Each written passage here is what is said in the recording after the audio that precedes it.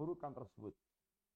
Akan tapi dalam rangka untuk yaitu bisa meninggalkan atau menghindari keburukan tersebut, menjaga diri dari terjerumus dalam keburukan-keburukan tersebut.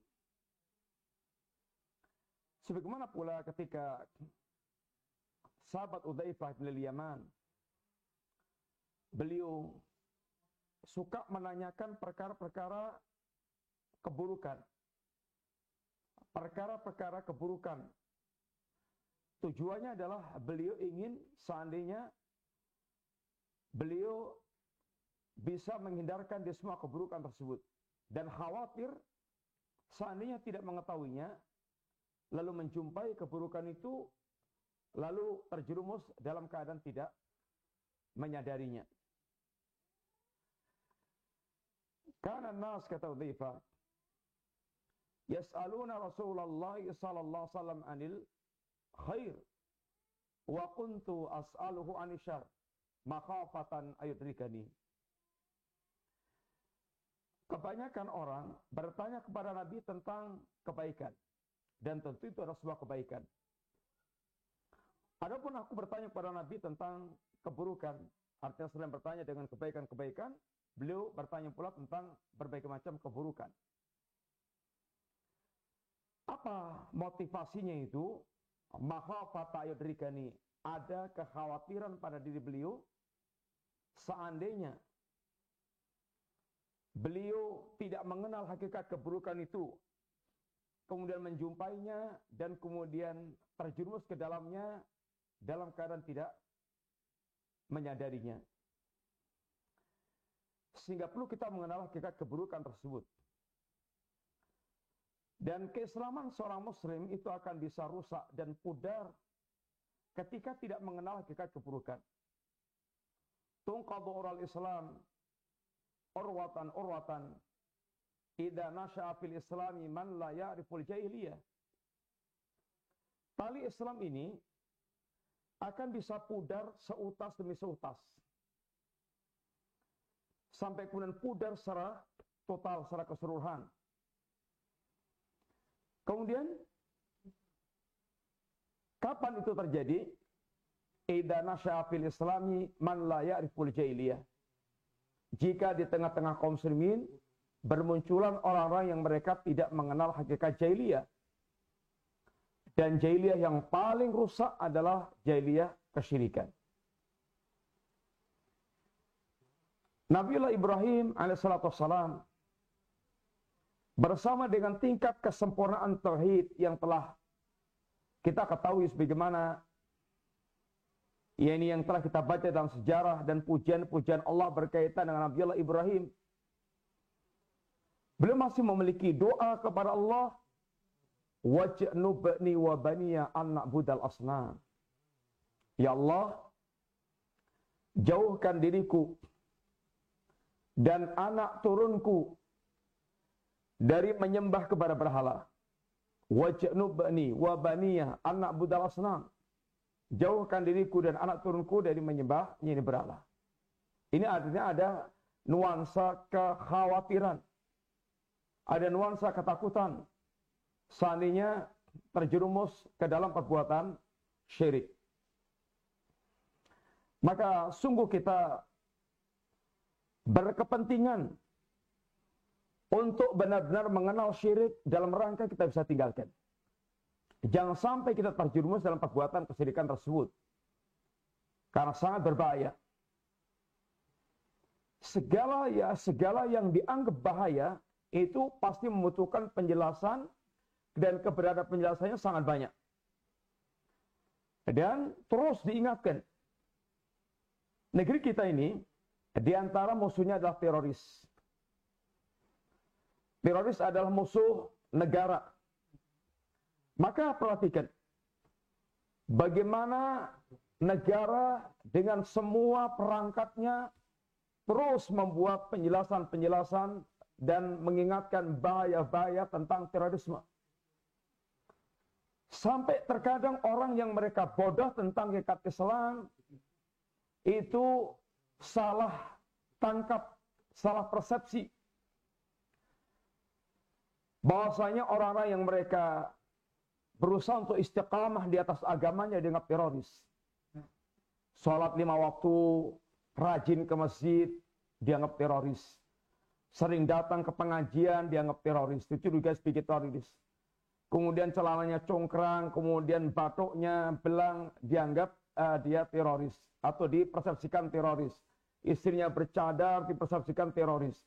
Ini karena diantaranya, selain itu penjelasan tentang terorisme itu pewaspadaan di mana-mana, kemudian tidak paham hakikat orang yang dimaksudkan dengan para teroris tersebut.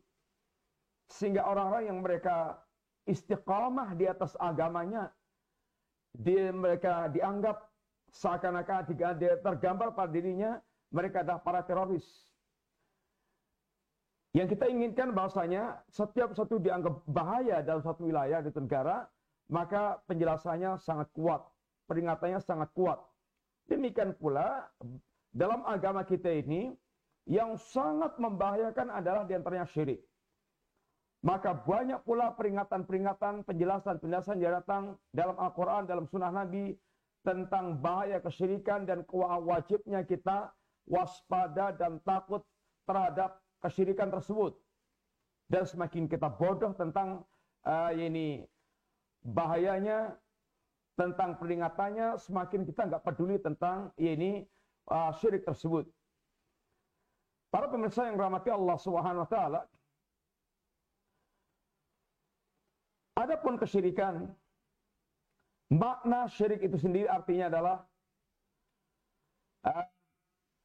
secara istilah para ulama mengatakan definisi syirik taswiyatu ghairillahi billah fima huwa min khasaisillah. Di antara definisi syirik yang disampaikan para ulama adalah menyamakan selain Allah dengan Allah dalam perkara yang merupakan kekhususan Allah Ta'ala. Menyamakan selain Allah dengan Allah dalam perkara yang merupakan kekhususan Allah Subhanahu wa taala. Pertanyaannya adalah apa yang menjadi kekhususan Allah Subhanahu wa taala itu? Kekhususan Allah adalah rububiyahnya, uluhiyahnya, dan kesempurnaan sifatnya. Ini yang menjadi kekhususan Allah Ta'ala. Rububiyah itu hanya Allah yang memilikinya. Allah sang pencipta, Allah sang pemilik alam semesta, Allah sang pengatur segala-galanya. Ini adalah rububiyah Allah Ta'ala. Dan ini tidak ada yang memilikinya, tidak ada yang memilikinya kecuali hanya Allah Ta'ala. Sehingga orang yang mereka menisbatkan kepada selain Allah dalam perkara yang merupakan kekhususan Allah seperti ini, maka dia musyrik. Contohnya, dia berkeyakinan ada selain Allah yang mengatur bagian alam tertentu, yang memiliki kekuasaan mutlak mengatur bagian alam tertentu. Ini adalah keyakinan syirik yang demikian. Dia berkeyakinan ada selain Allah yang merupakan memiliki kekuatan menimbulkan manfaat dan madarat. Ini adalah kesyirikan dalam perkara rububiyah Allah SWT. Kemudian yang kedua, yang merupakan kekhususan Allah adalah uluhiyah Allah Ta'ala. Uluhiyah. Ini hak untuk mendapatkan penghambaan secara totalitas. Hak untuk mendapatkan persembahan ibadah. Apabila ibadah itu dipalingkan kepada selain Allah, maka terjatuh dalam perbuatan syirik. Menyembelih sembelian yang dia peruntukkan untuk selain Allah Ta'ala. Doa yang dia persembahkan kepada selain Allah Ta'ala. Tawakal kepada selain Allah Ta'ala. Kemudian berharap kepada selain Allah Ta'ala. Dan semisalnya dari segala macam jenis ibadah. Yang ibadah itu totalitas adalah milik Allah Subhanahu wa Ta'ala. Yang merupakan hak kekhususan Allah untuk diibadai. Makhluk ini setinggi apapun derajatnya tidak boleh mereka diibadai.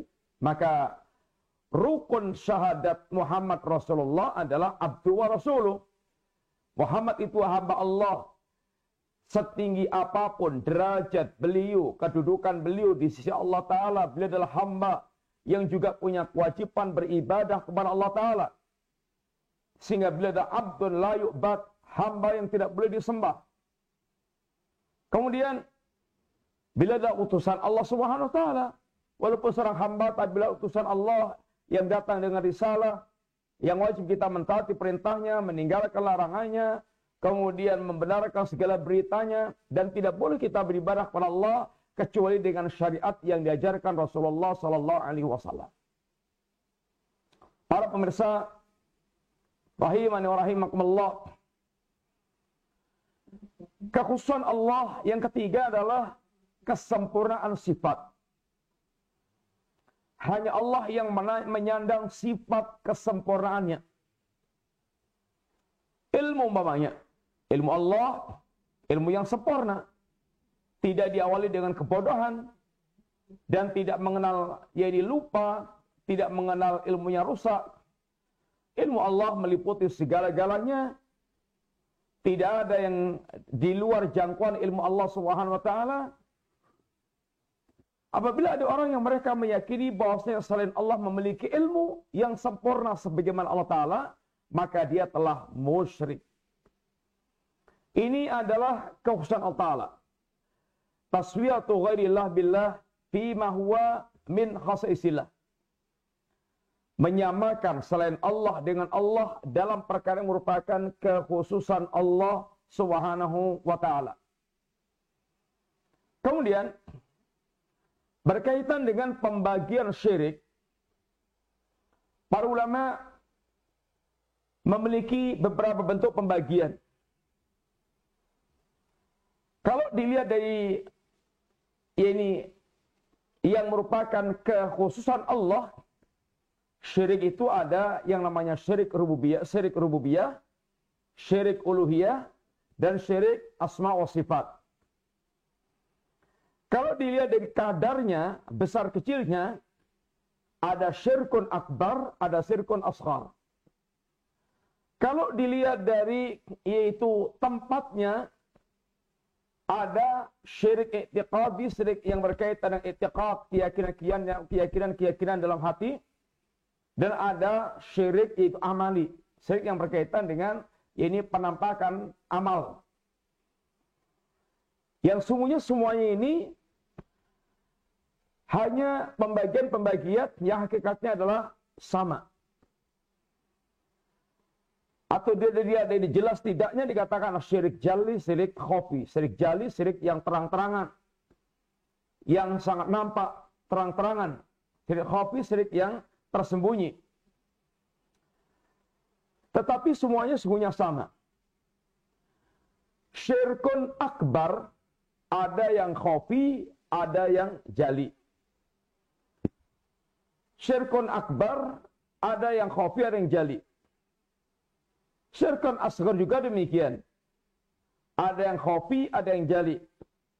Ini kalau kita bicara tentang akbar dan asghar. Syirkun khafi, ada yang akbar, ada yang asghar. Syirkun jali, ada yang akbar, ada yang asghar. Ala kulli hal, bahwasanya syirik itu ada yang besar, ada yang kecil. Sekarang mari kita lihat apa yang biasa diterangkan para ulama berkaitan dengan jenis syirkun akbar dan syirkun asghar. Dan penyebutan akbar dan asghar ini bukan berarti kalau asghar itu nilainya kecil atau perkaranya remeh. Walaupun dikatakan asghar, tapi kalau itu syirik, maka itu menempati dosanya di atas al-kabair. Sehingga seorang sahabat mengatakan, saya bersumpah dengan nama Allah tapi dusta, lebih aku sukai dibandingkan dengan bersumpah dengan nama selain Allah walaupun benar. Kenapa? Bersumpah dengan nama Allah tapi dusta ini menjatuhnya al-kabair, dosa besar. tapi bersumpah dengan nama selain Allah, jatuhnya adalah ini syirik, walaupun asghar. Sehingga syirkun asghar masih lebih tinggi kedudukannya dibandingkan dengan al-kabair.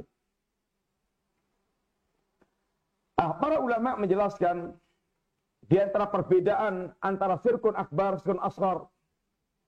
Syirkun akbar itu dia bisa mengeluarkan dari Islam, membuat pelakunya murtad, keluar dari Islam. Sehingga tidak lagi dikatakan dia muslim. Syirkun asghar tidak atau belum mengeluarkan dari Islam. Syirkun akbar membatalkan seluruh amal. Seluruh amal kebaikan dia menjadi hancur, rusak karena syirkun akbar. Sehingga kebaikan Allah yang kebaikannya tidak bermanfaat lagi di hadapan Allah Ta'ala. Syirkun asghar belum atau tidak membatalkan semua amal. Yang rusak adalah amal yang dia sertai dengan syirkun asghar. Seperti riya di antaranya. Syirkun akbar mengekalkan pelakunya dalam neraka. Dan tidak akan pernah bisa keluar dari neraka karena dia melakukan syirkun akbar. Syirkun asghar tidak.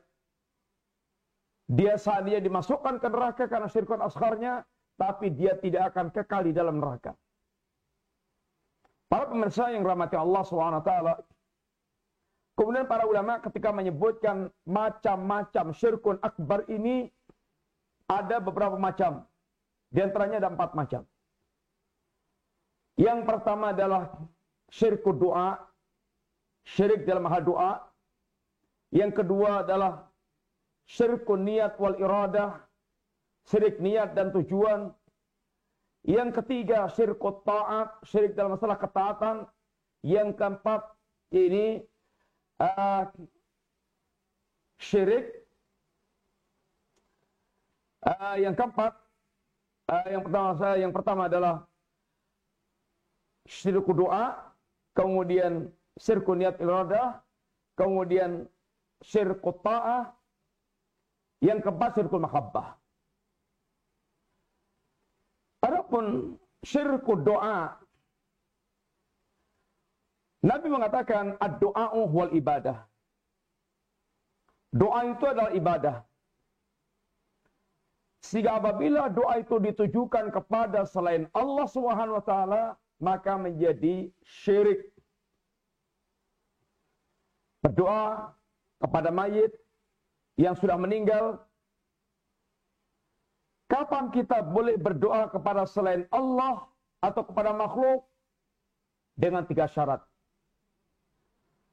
Itu yang pertama, orang yang kita minta itu adalah hayyun, hidup. Kemudian hadirun, hadir. Kemudian qadirun, mampu. Baru kita boleh meminta kepada makhluk tersebut.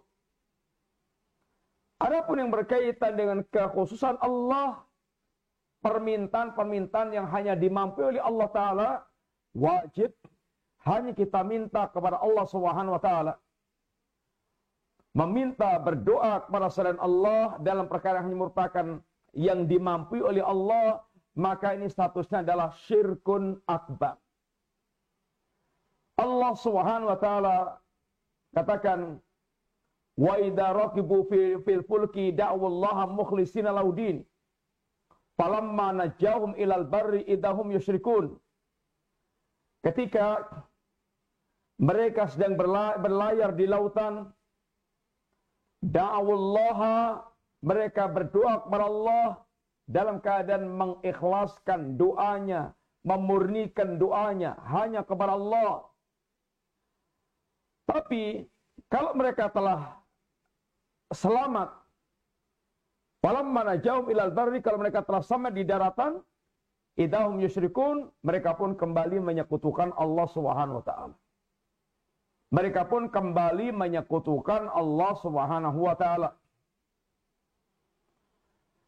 Sehingga orang musyrikin berdoa kepada Allah, dan bahkan satu saat mereka sempat memurnikan doanya hanya kepada Allah, tetapi mereka berdoa pula kepada selain Allah Subhanahu wa taala. menyekutukan Allah dalam hal doa. Itulah yang dilakukan oleh orang musyrikin. Dan Allah meminta doa ini dimurnikan untuk Allah Ta'ala dalam perkara merupakan kekhususan Allah Ta'ala. Apa yang dilakukan sebagian muslimin yang mereka datang ke kuburan para wali, lalu mengajukan permintaan-permintaan kepada para wali dengan alasan bahwa dia tidak berkeyakinan para wali ini seperti Allah. Dia yakini wali ini bukan sang pencipta, wali ini bukan pemilik segala-galanya. Tapi mereka berdoa kepada wali, meminta kepada wali, karena wali ini orang saleh yang dekat dengan Allah. Lalu dia angkat sebagai perantara untuk mengantarkan kepada Allah. Maka dia datangi kuburan-kuburan para wali. Kalau itu yang dilakukan kepada kuburan-kuburan para wali, itulah hakikat perbuatan syiriknya orang musyrikin Quraisy. Perbuatan syirik mereka seperti itu. Sebagaimana yang Allah sebutkan di dalam ayat Al-Quran, walladzina takhadhu min duni awliya'a ma na'buduhum illa liyuqarribuna ilallahi zulfa. Dan mereka orang-orang yang menyembah kepada selain Allah, beribadah kepada selain Allah, menjadikan selain Allah sebagai sembahan mereka. Tidaklah mereka melakukan berbagai macam aktivitas persembahan kepada para sembahan mereka itu, kecuali semata-mata statusnya itu sekedar perantara untuk mendekatkan diri mereka kepada Allah sedekat-dekatnya. Sehingga kalau ada orang mereka datang kepada kuburan para wali, menyampaikan hajat yang para wali, dengan keyakinan para wali ini orang dekat dengan Allah Subhanahu wa taala, dirinya orang berlepotan dengan dosa dan maksiat, dan dia berharap khusyuk dengan khusyuknya agar para wali ini mengantarkan doanya kepada Allah. Inilah hakikat syiriknya orang musyrikin Quraisy di zaman Rasulullah sallallahu alaihi wasallam. Ini syirku doa. Dan alangkah sangatnya sangat banyaknya fenomena yakni doa kepada selain Allah Ta'ala ini. Alangkah sangat banyaknya fenomena berdoa kepada selain Allah Subhanahu wa taala ini. Bahkan sebagian orang-orang yang sesat mengajarkan kepada murid-muridnya itu agar kalau dia memiliki kesulitan apa-apa, keluarkan fotonya, panggil guru-guru mereka, sehingga dia akan bisa menolong kesulitannya. Ini mengajarkan syirik. Mengajarkan syirik. Sebagaimana mereka juga datang ke kuburan-kuburan, mereka anggap wali dengan khusyuk meneteskan air mata. Mereka betul menggantungkan hatinya kepada para wali ini. Ini adalah semuanya merupakan kesyirikan. Syirik. Sehingga mereka menggantungkan kepada selain Allah SWT. Padahal yang dikubur ini terkadang justru lebih butuh dengan doa kita. Kita tidak tahu nasib mereka bagaimana di kuburan tersebut. Yang pertama syirku doa. Syirik dalam perkara doa. Yang kedua syirik dalam perkara niat. Syirkun niat wal iradah. Ini pembicaraan yang tidak bertepi, bagikan lautan tidak bertepi masalah niat. Sesuatu yang berkaitan dengan apa yang dalam hati mereka. Yang Allah Subhanahu wa taala tegaskan dalam ayat Al-Qur'anul Karim. Ini man kana yuridul hayata dunya wa zinata nuwaffi ilaihim a'malahum fiha wa hum fiha la yubkhasun. Ulaika alladziina habitat a'maluhum. Kata Allah, barang siapa yang dia menginginkan kehidupan dunia dan perhiasannya, akan kami penuhi harapan-harapannya tersebut dan tidak akan dikecewakan oleh Allah Subhanahu wa taala. Tapi kata Allah, ulaika alladziina habitat a'maluhum fid dunya. Itulah orang-orang yang mereka, ya ini telah Allah hancurkan, Allah putuskan amal mereka ketika di dunia. Dan mereka ini akan dihancurkan Allah amal-amal mereka. Wabatilu makanu yaksibun, dan batillah, rusaklah amal-amal yang telah mereka lakukan. Orang yang mereka melakukan amaliyahnya semata-mata hanya untuk mendapatkan dunia, niat seperti ini niat yang merupakan kesyirikan. Dan tidaklah memiliki niat murni untuk dunia seperti ini kecuali orang munafik. Kecuali orang munafik. Karena orang munafik memang tidak beriman kepada Allah. Tidak ada keinginan untuk dia mulia di akhirat. Semua apa yang dia lakukan termasuk keislaman dia dan semua amaliyah yang dia lakukan bersama dengan para kaum muslimin itu hanya pura-pura dan hanya tipuan. Itu Allah yang menjelaskannya. Yang diinginkan adalah dunia mereka. Orang seperti ini adalah syirkun akbar. Niatnya, tujuannya ansih untuk dunia. Gak ada sama sekali orientasi akhirat. Adapun kaum mukminin asalnya adalah amaliyah mereka adalah tertuju untuk Allah dan kampung akhirat. Tapi terkadang mereka terfitnah. Mereka mendapatkan atau mereka memiliki dampak-dampak dari perbuatan orang musyrikin.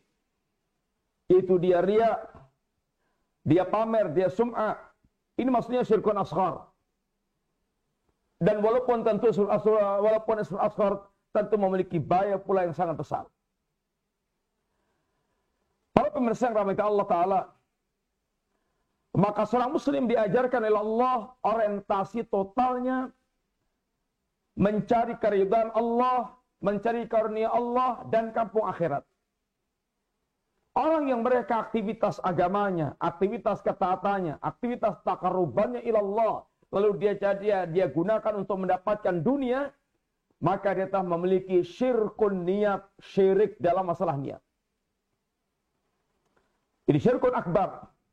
Dunia menjadi cita-cita terbesarnya dalam kehidupan. Tingkatannya telah menjadi budak-budaknya dunia, para pengkhidmat dunia. Yang ketiga, syirkut ta'ah, syirik taat. Agama kita mengajarkan bahwa ketaatan mutlak itu hanya kepada Allah Ta'ala. Ketaatan mutlak itu hanya kepada Allah Ta'ala.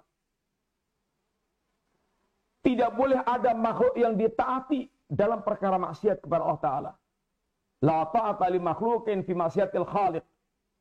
Tidak ada ketaatan kepada makhluk dalam kemaksiatan kepada Allah Al-Khaliq. Siapapun makhluk tersebut, bahkan sekalipun dia orang tua kita atau pemimpin kita, tidak boleh kita mentaatinya dalam perkara merupakan kemaksiatan kepada Allah Subhanahu wa taala. La ta'ata li makhlukin fi maksiatil khaliq. Allah menyebutkan bagaimana Allah menamai orang-orang Yahudi dan Nasrani dengan menyembah para ulama dan para pendeta mereka. Apa bentuk penyembahan mereka kepada para ulama dan para pendeta mereka? Ketika Rasulullah SAW membacakan ayat ittakhadhu ahbarahum wa ruhbanahum arbaba min dunillah, mereka orang-orang Yahudi dan Nasrani telah menyembah para ulama dan para pendeta mereka, menjadikan para ulama dan para pendeta mereka arbaba min dunillah, rab-rab selain Allah Subhanahu wa taala, sesembahan selain Allah Subhanahu wa taala. Mereka menjadikan arbaba min dunillah. Adi bin Hatim, ya Rasulullah, lasna na'buduhum. Kami tidak pernah menyembah para pendeta kami, para ulama kami. Kata Nabi, alaisu yuharrimuna ma ahallallah fa tuharrimun wa yuhilluna ma haramallah wa tuhillun. Bukankah mereka ketika para ulamanya, para pendetanya itu mengharamkan apa yang Allah halalkan. Kalian ikut-ikutan mengharamkan apa yang Allah halalkan. Bukankah ketika para ulama dan pendeta mereka menghalalkan apa yang Allah haramkan, lalu kalian ikut-ikutan menghalalkan apa yang Allah haramkan? Bala. Demikian dia Nabi kita dulu. Kata Nabi, tilka ibadatuhum. Itulah ibadahnya mereka kepada para ulama dan para pendeta mereka. Ketaatan total milik Allah Ta'ala. Ketaatan mutlak hanya untuk Allah Ta'ala. Ketika Allah memerintahkan kita untuk mentaati ulil amri, para penguasa kita, para ulama kita, diawali Allah dengan kalimat ati'ullaha wa ati'ur rasula wa ulil amri minkum. Taatlah kamu kepada Allah, taatlah kamu kepada Rasul, dan ulil amri kalian. Ketika Allah Subhanahu wa Ta'ala memerintahkan kita mentaati Allah dan Rasulnya pakai ati'u. Pakai kalimat ati'u. Artinya ketaatan kepada Allah dan ketaatan kepada Rasul itu mutlak. Nggak bisa ditawar-tawar, nggak ada dan tidak butuh bantahan dan koreksian. Yang tertuntut adalah sami'na wa ata'na. Karena tidaklah Allah perintahkan kecuali kebaikan. Tidaklah Nabi perintahkan kecuali kebaikan. Dan tidaklah Allah larang dan Nabi larang kecuali keburukan. Dan Allah tidak berkepentingan apapun dengan kita. Ketaatan kita dan kedurhakaan kita. Sehingga semuanya demi kebaikan manusia. Itu dibangun di atas keimanan, atas kesempurnaan Allah di keyakinan para hamba, ini kaum muslimin. Sehingga ya mereka adalah sami'na wa ata'na. Ini kewajiban kita kepada Allah Ta'ala. Ketaatan yang mutlak. Adapun ketika Allah perintahkan kita taat pada ulil amri, yang merupakan maslahat dan masalah kehidupan, masalah kehidupan, wajibnya kita taat pada pemimpin-pemimpin kita, penguasa kita. Allah tidak pakai ati'u, wa ati'u ulil amri minkum, enggak. Ini menunjukkan artinya, ini bahwa ketaatan pada ulil amri itu muqayyad. Terikat atau bersyarat. Selama apa yang diperintahkannya tidak menyelisih Allah, tidak menyelisih Rasulnya.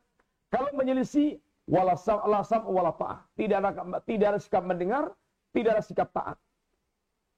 Para pemirsa yang rahmati Allah Subhanahu wa Ta'ala, maka mentaati pemimpin atau ulama dalam perkara yang jelas-jelas penghalalan apa yang Allah haramkan, pengharaman apa yang Allah halalkan, maka ini merupakan bentuk syirkun akbar, syirik besar.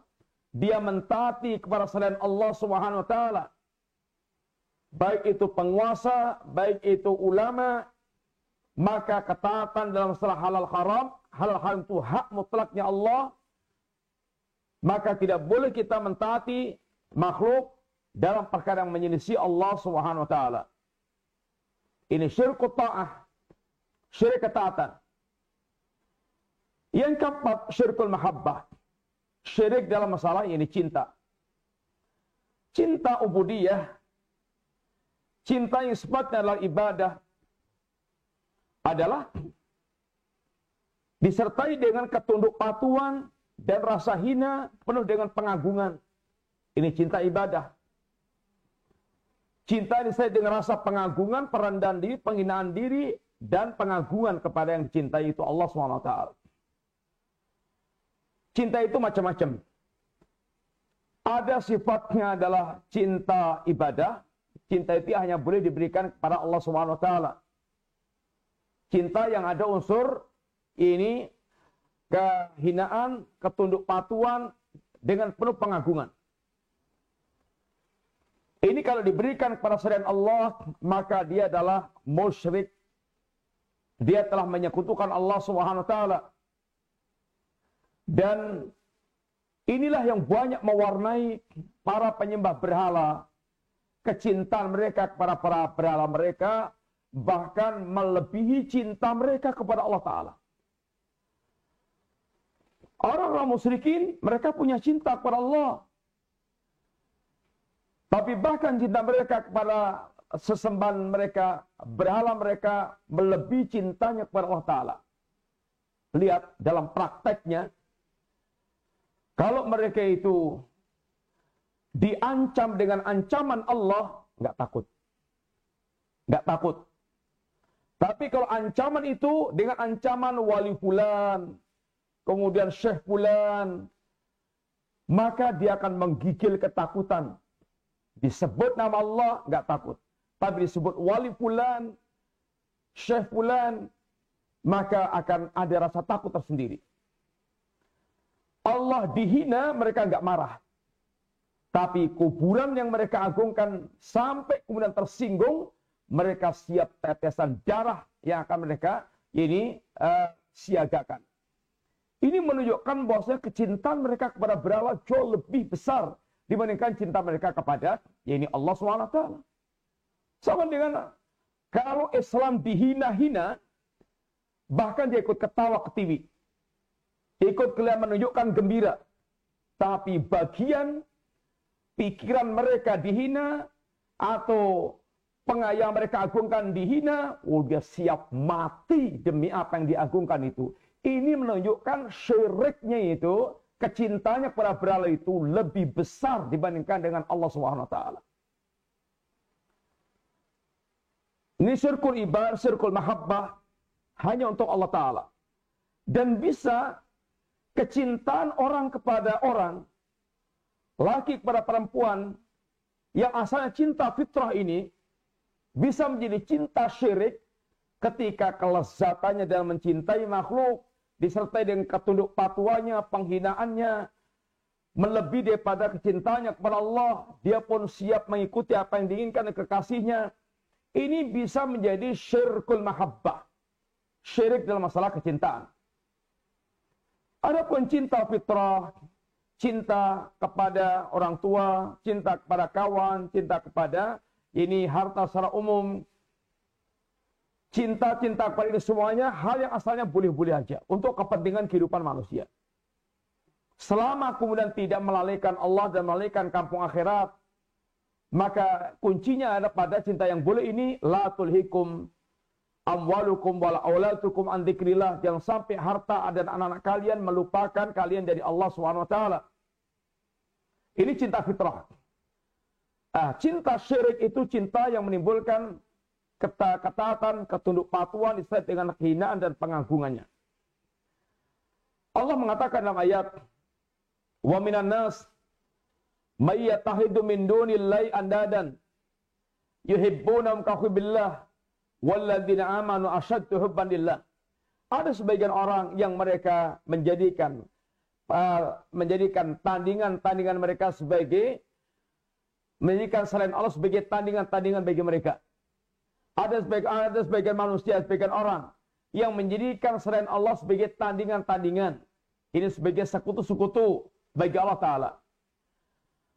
Dan adapun orang yang beriman itu asyaddu hubban lillah, sangat besar kecintaannya kepada Allah Subhanahu wa taala. Sangat besar kecintaannya kepada Allah Subhanahu wa taala. Sehingga syirkul mahabbah ini sebagaimana banyak yang terjadi, dan ini yang banyak yang kemudian menyebabkan mereka menyekutukan Allah sehingga mendahulukan Allah di atas yang lain-lainnya. Bahkan di atas Allah dan di atas Rasulnya Sallallahu Alaihi Wasallam, siap berkorban demi para sembahan-sembahan yaitu mereka. Kemudian syirkun asghar, di sana dikatakan syirkun asghar, syirik kecil, yaitu bentuknya riya atau sum'ah. Riya melakukan action perbuatan yang bisa dilihat oleh mata, yang tujuannya adalah dia mendapatkan pujian manusia. Riya. Ini yang paling Nabi takutkan, bahkan Nabi lebih takutkan dibandingkan dengan Dajjal. Fitnah sangat besar. Dan masuk dalam riya adalah sum'ah, yaitu memperdengarkan apa yang dia perdengarkan, baik amalan tersembunyi, atau dia ceritakan apa yang dilakukan, atau dia sedang mengumandangkan suara-suara, ceramah agama, kemudian hafalan Qur'annya, hafalan hadisnya, tapi hanya untuk mendapatkan pujian manusia. Dan ini sangat berbahaya. Salah niat. Kisah tentang 3 orang yang Allah lemparkan ke jahanam, hebat-hebat amaliyahnya. Yang pertama, orang yang mereka berjihad sampai mati. Yang kedua, orang yang belajar agama, tekun sampai mahir, sampai pintar dan mengajar. Yang ketiga, dermawan, orang kaya dan dermawan, hartanya itu banyak dia keluarkan di jalan Allah Ta'ala. Tetapi amal-amal yang sangat luar biasa ini justru menjadikan mereka dilemparkan, dicampakkan ke neraka. Kenapa? Salah niat. Adapun yang mereka berjihad agar dikatakan jariun, sang pemberani. Adapun yang mereka belajar agama dan mengajar akan dikatakan qari, alim, pembaca dan alim. Adapun yang mereka dermawan akan dikatakan jawad, sang dermawan, dan mereka telah mendapatkan gelar-gelar itu, maka mereka pun dilemparkan Allah diseret ke jahanam. Ini syirkun niat. Ini syirik yang berkaitan dengan niat yang dia riya, dia sum'ah, sehingga sangat berbahaya. Atau juga termasuk syirkul asghar adalah syirik lafaz. Sehingga dikatakan juga dengan istilah syirik yang khafi, yang tersembunyi. Lafaz-lafaz, Masya Allah wa syi'ta, apa yang Allah kendaki dan kamu kendaki. Menyamai itu menyetarakan Allah dengan selain Allah Ta'ala. Ini adalah maksud yang diberikan. Yang tidak disadari oleh orang, penggunaan kalimat wa atau dan seakan punya nilai kesejajaran antara Allah dengan selain Allah Subhanahu wa Ta'ala. Para pemirsa, fenomena kesyirikan di tengah-tengah kita sangat banyak, sangat banyak. Lihatlah di antaranya fenomena penyembelihan yang diperuntukkan untuk selain Allah, untuk Labuan, Pantai Selatan, untuk sesaji penunggu Gunung Merapi, untuk sesaji kepada tempat-tempat yang mereka anggap keramat. Kemudian kedatangan mereka ke kubur minta-minta kepada para ahli kubur, para wali, orang yang mereka keramatkan. Mereka juga datang ke pohon-pohon besar, meminta juga kepada penunggu pohon yang keramat, pohon besar. Praktek-praktek perdukunan, praktek-praktek sihir yang merupakan kerjasama dengan syaitan sehingga mereka menjadi wali-wali syaitan. Kemudian klaim-klaim para dukun yang mengetahui perkara yang gaib. Ini semuanya merupakan praktek-praktek kesyirikan yang banyak terjadi di sekitar masyarakat kita. Maka kalau Anda ingin selamat, tinggalkan syirik. Karena syirik ini adalah biang kerok kehancuran dunia dan akhirat. Yang kerok datangnya adab Allah Subhanahu wa Ta'ala. Dan yang paling keras permusuhannya dengan ahli tauhid kepada para nabi, pembawa tauhid adalah orang-orang musyrikin dari zaman ke zaman sampai pada zaman kita sekarang ini. Mereka menjadi orang yang paling keras permusuhannya dengan ahli tauhid. Semoga manfaat apa yang kita sampaikan, Bapak sekalian. Dan semoga Allah menjauhkan kita dari segala macam bentuk kesyirikan yang ada, akbar maupun asghar. Dan kita di atas tauhid dan sunnah, kembali kepada Allah di atas Islam, dalam keadaan husnul khatimah. Ini kita sampaikan dulu, insyaAllah kita akan perjelas. Seandainya ini ada pertanyaan-pertanyaan yang berkaitan pembahasan yang telah kita sampaikan. Wa ta'ala alam bisawab. Silakan kalau ada pertanyaan. Thayyib, jazakallahu khairan wa barakallahu fik atas materi yang telah disampaikan Ustadz Afifi. Baik Ustadz, akan saya bacakan pertanyaan. Untuk pertanyaan pertama Ustadz, bismillah, assalamualaikum Ustadz. Waalaikumsalam warahmatullahi wabarakatuh. Ustadz, jika seorang suami melakukan kesyirikan, apakah istri serta anak-anaknya terkena imbas dari kesyirikannya Ustadz? Ya, bismillahirrahmanirrahim. Terkena imbas atau tidak terkena imbas itu tergantung. Kalau suami melakukan perbuatan syirik didukung penuh oleh sang istri dan anak, maka berarti jatuhnya dia ini ta'awun alal ismi wal udwan. Tolong menolong dalam perbuatan permusuhan dan dosa. Dia akan terkena dampak atau imbas kesyirikan suami kalau dia ACC, dia menyetujui, dia mendukung atau menyiapkan, membantu. Adapun Kalau dia sudah memperingatkan dan mengingkari, maka istri berlepas diri dari perbuatan sang suami, maka istri insya Allah tidak terkena imbas daripada perbuatan syirik sang suami. Dia kewajibannya adalah menasihati, mengingatkan, yang sampai terjatuh dalam perbuatan syirkun akbar. Wallahu ta'ala a'lam bishawab. Jazakallahu khairan atas jawabannya Ustadz. Untuk pertanyaan berikutnya, izin bertanya Ustadz, benarkah perkataan di bawah ini, yaitu jangan bawa-bawa agama dalam bernegara? Ya, ini perkataan orang-orang sekuler, ahlul batil, yang mereka tidak paham tentang agamanya. Islam mengatur urusan dari yang terkecil sampai yang terbesar dalam kehidupan kita. Urusan WC saja diatur dalam agama kita. Urusan meludah saja ada aturannya. Apalagi berkaitan urusan masyarakat yang sangat besar. Orang yang mengucapkan seperti ini bahlul. Orang yang mereka memang tidak punya perhatian pada agama dan hatinya kosong daripada agama dan bodoh tentang agama Allah Subhanahu wa taala. Dan negara ini tanpa agama menjadi negara yang rusak-rusakan, yang orangnya tidak punya rasa takut kepada Allah Ta'ala, maka akan terjadi berbagai macam kezaliman, kerusakan, pendustaan, dan berbagai macam kebiadaban yang macam-macam ketika orang tidak punya agama. Wallahu ta'ala alam shawab. Jazakallahu khairan atas jawabannya Ustaz. Pertanyaan berikutnya. Assalamualaikum. Waalaikumsalam warahmatullahi wabarakatuh. Tanya Pak Ustadz, apa ada dalilnya kirim Al-Fatihah kepada Nabi Muhammad SAW? Ya, Bismillahirrahmanirrahim. Setahu kita tidak ada dalilnya. Al-Quran nggak ada, As-Sunnah tidak ada, praktek sahabat nggak ada, praktek imam yang 4 tidak ada. Wallahu ta'ala alam shawab. Jazakallahu khairan atas jawabannya Ustadz. Pertanyaan berikutnya, Bismillahirrahmanirrahim. Assalamualaikum Ustadz. Waalaikumsalam warahmatullahi wabarakatuh. Pada zaman Rasulullah mau berperang, apakah Rasulullah beserta para sahabatnya mengadakan doa bersama atau doa seperti apa yang dilakukan Rasul ketika mau berperang? Nabi ketika mau berperang, ia minta tolong kepada Allah, berdoa kepada Allah Subhanahu wa taala, menguatkan tauhidnya, meluruskan niatnya. Adapun doa bersama tidak pernah kita dengar dan tidak pernah dipraktikkan ini pada Nabi dan para sahabat Nabi radhiyallahu alaihim jami'an. Tapi tawakal penuh, berdoa kepada Allah Subhanahu wa taala, mengingatkan tentang ketakwaan kepada Allah, kepada para pasukannya, itu yang disampaikan Nabi sallallahu alaihi wasallam. Wallahu ta'ala alam shawab. Jazakallahu khairan atas jawabannya Ustaz. Pertanyaan berikutnya, bismillah, afwan Ustaz, bagaimana hukumnya laki-laki memakai kalung tapi bukan dari emas? Alasannya untuk sebab kesehatan dan terbukti secara medis.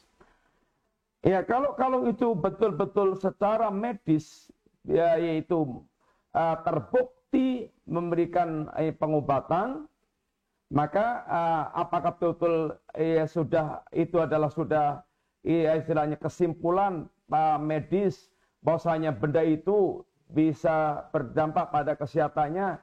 Tidak ada masalah, yaitu mengalungkan sesuatu untuk kesehatan. Bukan kalung tasabuh dengan para wanita, tapi seandainya tidak mesti dikalungkan, maka dihindari hal-hal yang bisa menyerupai tasabuh dengan orang kafir atau para wanita, sehingga tidak menyerupai mereka. Kalau itu berkaitan kesehatan dan tidak mesti dikalungkan, bisa dengan cara-cara yang lainnya, maka hindari ini penggunaannya yang ada sifat menyerupai tasabuh dengan orang wanita atau orang kafir atau orang fasik. Wallahu ta'ala alam bishawab. Jazakallahu khairan atas jawabannya Ustaz. Pertanyaan berikutnya. Bismillah. Assalamualaikum warahmatullahi wabarakatuh. Waalaikumsalam.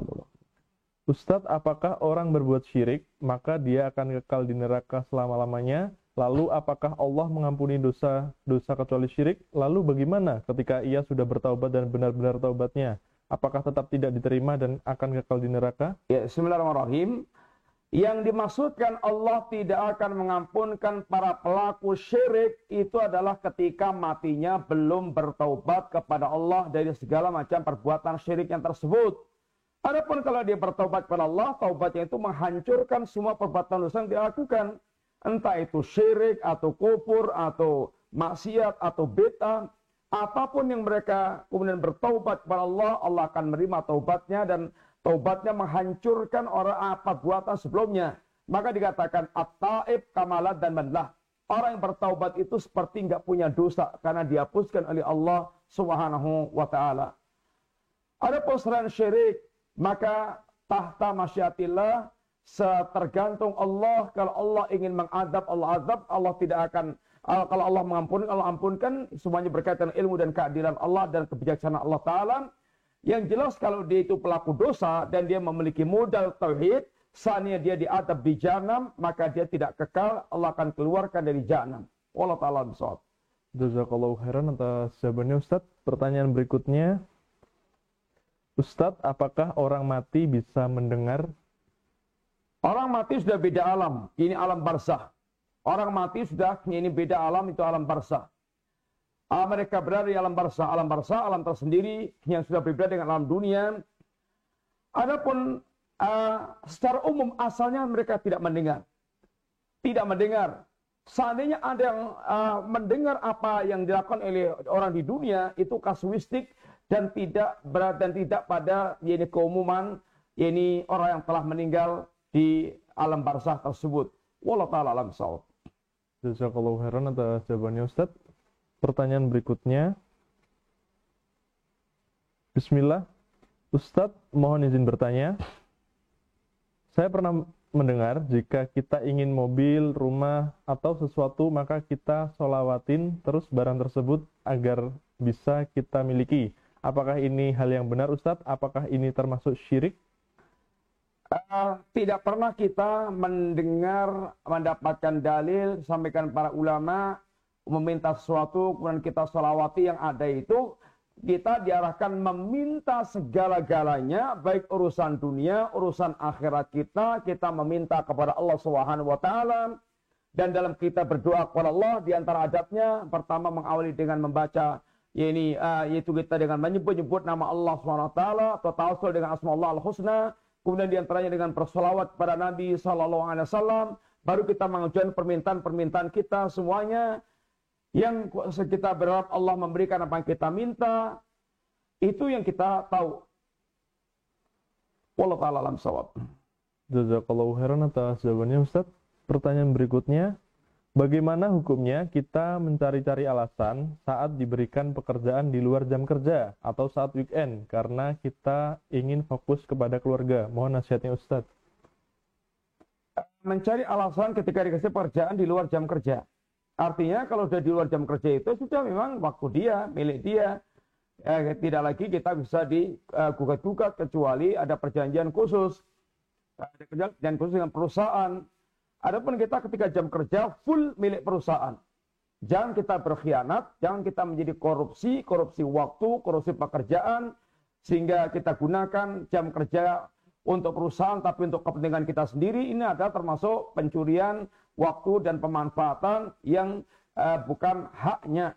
Adapun kalau sudah di luar jam kerja, maka itu adalah urusan kita, sudah tidak lagi terikat dengan perusahaan, kecuali ada perjanjian khusus dengan perusahaan. Wallahu ta'ala alam shawab.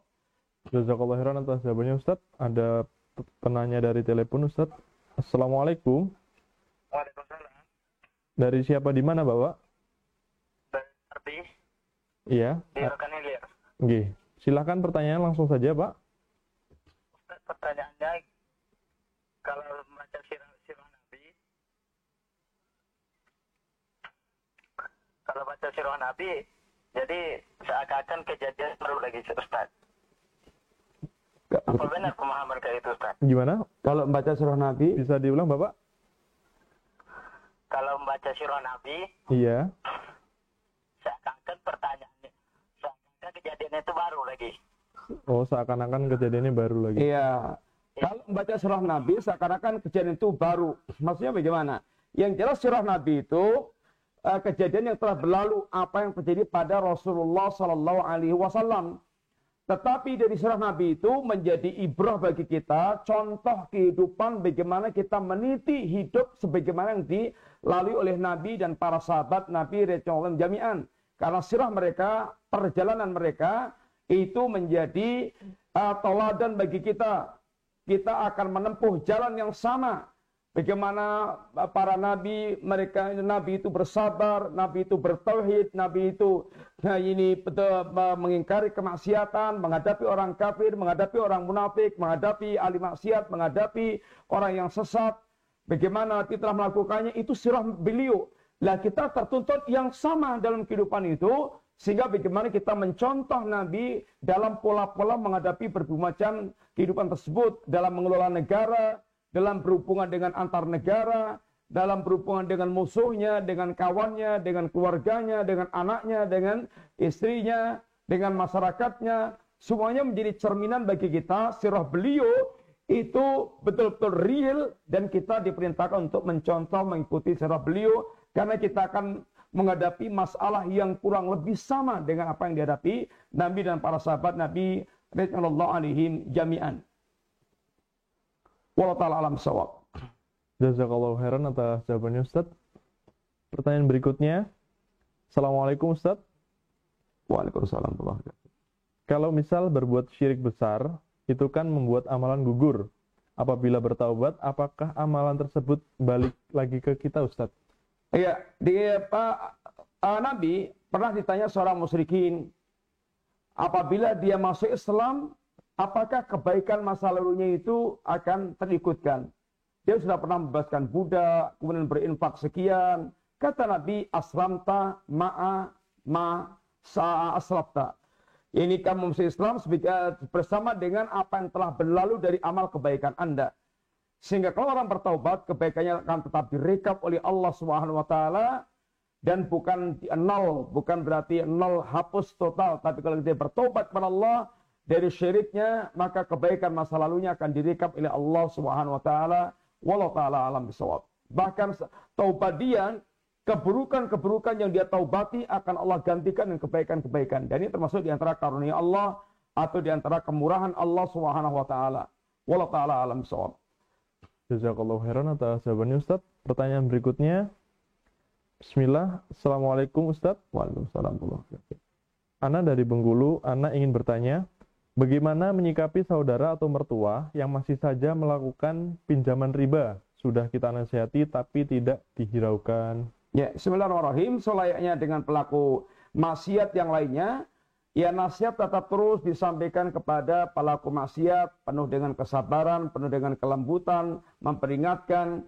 Dan kalau kita tahu beliau yaitu bermuamalah riba seperti itu, ya kita tidak mengambil manfaat dari ribawi yang beliau lakukan, sehingga sebagai bentuk mengingatkan bahwasanya kita tidak mau memanfaatkan sesuatu yang berkaitan dengan muamalah yaitu ribawi. Tapi nasihat tetap terus dengan penuh kesabaran dan kelembutan, dan boleh jadi kalau Anda bisa menolong orang tersebut, menolong orang tua atau mertua Anda, dengan Anda ketika diberikan kelonggaran masalah harta akan mengentaskan dia dari muamalah ribawi, tentu lebih bagus lagi, sehingga Anda telah berbuat menasihati secara lisan dan menasihati dengan perbuatan dan memberikan solusi. Ketika dia dalam keadaan kesulitan, Anda siap untuk yaitu membantu dengan catatan dia dilepaskan dari riba tersebut. Wallahu taala alam bisawab. Jazakallahu khairan atas jawabannya Ustaz. Ada penanya dari telepon. Assalamualaikum. Dari siapa, di mana Bapak? Dari Pak Jarina dari Selatan Jawa Timur. Oke, Masya Allah. Silakan pertanyaannya Pak, langsung. Menghidupkan Fatihah. Waalaikumsalam. Gimana Pak? Dari Pak Jariono di Kelakar Wajah. Iya, Pak. Oke, fokus ke handphone aja Pak. Fokus ke telepon saja. Bagaimana hukumnya kirim Al-Fatihah ke para nabi dan hadiah gugur dan gugur hadiah Fatihah ke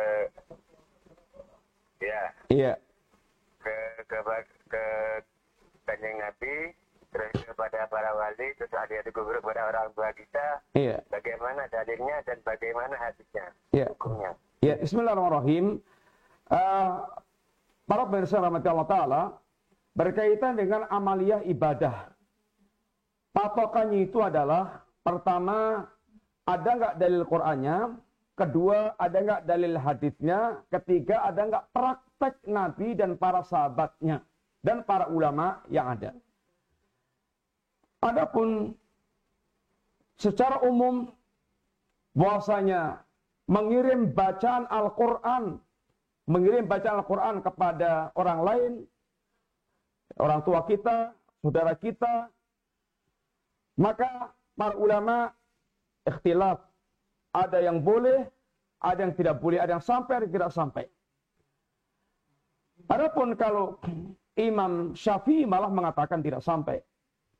Imam Ahmad justru mengatakan yaitu sampai. Kemudian, yang kita lihat prakteknya Nabi dan para sahabat. Nabi melakukan enggak, sahabat melakukan enggak, imam yang 4 melakukan tidak. Kalau mereka tidak melakukannya, maka selayaknya kita tidak melakukannya. Karena para sahabat kita mengatakan, laukana khairan lasabakuna ilaih. Kalau itu betul-betul baik, maka para salaf kita, pendahulu kita yang saleh pasti sudah mendahului kita. Pasti mereka telah berlomba-lomba melakukannya. Ketika mereka tidak melakukannya, maka selayaknya kita pun tidak boleh melakukannya, karena bisa masuk dalam perkara mengada-adakan sesuatu yang tidak pernah Nabi lakukan, para sahabat lakukan, dan para imam-imam kaum muslimin lakukan. Agama cukup dengan apa yang telah diajarkan Al-Quran, Sunnah, seperti yang dipahami, dipraktikkan oleh para sahabat, dan diterangkan para imam-imam, ini kaum muslimin. Sebagaimana ketika Imam Ahmad dialog dengan Ahmad bin Abi Duat, seorang tokoh pemikir Mu'tazilah yang kemudian kerajaan mewajibkan semua kaum muslimin dan ulamanya untuk berkeyakinan Quran makhluk. Imam Ahmad tidak mau mengatakan Quran makhluk. Lalu Imam Ahmad ditangkap di penjara sampai 3 generasi raja. Dan pada akhirnya sempat ada kesempatan dialog antara Imam Ahmad dengan Ahmad bin Abi Duat, sang tokoh Mu'tazilah ini. Yang menarik adalah bagaimana cara Imam Ahmad berdalil tentang apa yang mereka paksakan Quran makhluk. Pertanyaan Imam Ahmad berkaitan dengan Quran makhluk. Apakah Rasulullah SAW, Abu Bakar As-Siddiq, Umar bin Khattab, Utsman bin Affan, Ali bin Abi Thalib, mereka mendakwahkan, menyerukan untuk berkeyakinan Quran makhluk? Kata dia, tidak. Ini pertanyaan pertama. Yang kedua, apakah Nabi, Abu Bakar, Umar, Utsman, Ali tahu bahwa Quran itu makhluk? Tentu jawabannya hanya tahu atau enggak tahu. Maka beliau katakan, kalau seandainya mereka itu tahu, Nabi, Abu Bakar, Umar, Utsman, Ali tahu Quran itu makhluk, dan ternyata mereka tidak menyerukan kita berkeyakinan Quran makhluk, maka kita lebih layak untuk tidak menyerukan. Kalau Nabi, Abu Bakar, Umar, Utsman, Ali nggak tahu Quran itu makhluk, sedangkan kamu dan teman-teman kamu tahu, Luka ibn Luka, alangkah sangat dungunya tentang perkara agama. Mereka tahu, mereka tidak tahu, dan kalian yang tahu. Demikian pula dalam praktek-praktek kita beragama. Apa yang dipraktikkan? Apa yang kamu praktekkan ini, apakah diajarkan oleh Nabi, Abu Bakar, Umar, Utsman, dan Ali? Kalau mereka ternyata tidak mengajarkan, tidak mempraktekkan. Pertanyaan kedua, mereka tahu nggak kalau apa yang melakukan itu adalah merupakan praktek agama, praktek kebaikan? Mereka tahu nggak? Kalau mereka tahu dan mereka tidak mempraktekkan, kita lebih layak tidak mempraktekkan. Kalau mereka tidak tahu, sedangkan kamu tahu, maka Luka ibnu Luka, sebagaimana kata Imam Ahmad bin Hanbal tersebut. Maka dalam perkara agama itu, patokannya adalah bagaimana dalil Qur'annya, dalil hadisnya, praktek Nabi dan para sahabatnya, dan bagaimana para imam-imam, yaitu menjelaskan masalah tersebut. Kalau tidak ada maka jangan sampai kita masuk dalam hal yang mengada-adakan perkara tersebut. Wallahu taala alam bisawab. Jazakallah khairan atas jawabannya Ustaz. Pertanyaan berikutnya. Assalamualaikum. Waalaikumsalam. Izin bertanya Ustaz, bagaimana hukumnya bila orang terdekat kita masih melakukan syirik, seperti masih mendatangi kuburan para wali, padahal sudah diingatkan, tapi masih menentang? Adapun sikap kita, bismillahirrahmanirrahim, ya sikap kepada orang yang keliru. Bagaimana kita senantiasa mengingatkan, memperingatkan, menjelaskan, mendakwai. Kalau mereka tetap masih ngayal, kita bersabar dan tetap terus mendakwainya. Dan kalau kita bisa, yaitu memberikan pelajaran-pelajaran baro'ah, memboikot orang tersebut dan bermanfaat boikotnya, silahkan Anda melakukan boikot. Dalam rangka mereka diingatkan bisa kembali kepada agama Allah Subhanahu wa taala. Intinya adalah ini tetap berdakwah dan menyampaikan kepada mereka dengan penuh kesabaran dan jangan mentolerir berkaitan dengan perbuatan kesyirikannya tersebut. Wallahu taala alam bisawab. Jazakallahu khairan atas jawabannya Ustaz. Pertanyaan berikutnya. Assalamualaikum Ustaz. Waalaikumsalam warahmatullahi wabarakatuh. Saya dari Padang bertanya, waktu sholat sunat fajar, surat apa yang sebaiknya dibaca? Sebab pahalanya besar sekali. Ya, bismillahirrahmanirrahim. Adapun qabliyah, suratnya adalah yang Nabi sunahkan, Qul ya ayyuhal kafirun dan Qul Allahu ahad. Ini yang disunahkan Nabi. Dan terbaik apabila ada surat-surat yang disunahkan Nabi, maka itu yang kita baca. Kemudian adapun salat subuhnya, maka bisa bacaannya panjang-panjang sunahnya, silakan panjang-panjang. Tapi tentunya memperhitungkan makmumnya, siapa makmumnya, karena mereka punya banyak kepentingan, punya keperluan, jangan sampai kemudian makmumnya lari disebabkan karena ketidakbijakan imam dalam mengelola jamaah. Wallahu ta'ala alam bisawab. Jazakallahu khairan atas jawabannya Ustaz. Bentar. Ya. Baik, cukup Ustaz.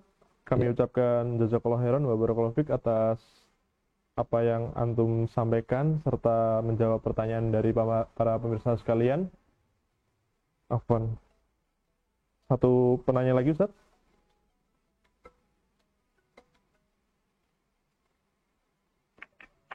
Assalamualaikum. Oh, qadarullah. Ya. Baik, sekali lagi kami ucapkan jazakallahu khairan wa barakallahu fik kepada Ustadz Afifi yang telah memberikan materi pada kesempatan sore hari ini serta menjawab pertanyaan dari para pemirsa sekalian. Kemudian bagi para pemirsa sekalian yang ingin bertanya bisa bertanya di pertemuan yang akan datang, yaitu di hari dan jam yang sama di hari Jumat sore, insya Allah dibersamai oleh Ustadz Afifi Abdul Wadud. Baik, mari kita akhiri kajian pada kesempatan sore hari ini dengan membaca doa penutup majelis. Subhanaka Allahumma wa bihamdika asyhadu an la ilaha illa anta astaghfiruka wa atubu ilaik. Kurang lebihnya kami mohon maaf. Wassalamualaikum warahmatullahi wabarakatuh.